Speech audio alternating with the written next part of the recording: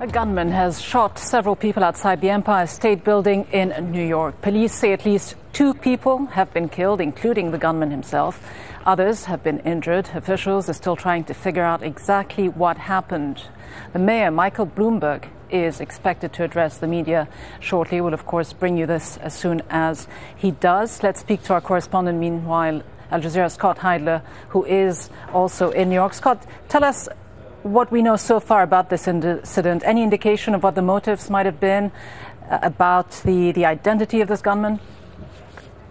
No idea of motivation or identity of the gunman just yet. We're very early stages in this investigation. We're being told by police that they are still in charge of the investigation. The FBI, the Federal Bureau of Investigation, they are here on scene, but supporting the NYPD, the police department here. That is mainly because they believe, the FBI don't believe that there are any terrorism related backing to this attack. That's still, again, early shakes, but for now, the New York Police Department is in charge. And the police commissioner, Ray Kelly, will also be addressing the media along with Mayor Michael Bloomberg in the coming minutes.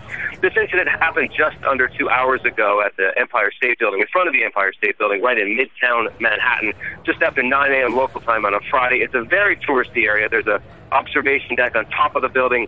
There are always tour buses lined out front, dropping off people, picking people up. So it would have been a very, very busy time when this happened.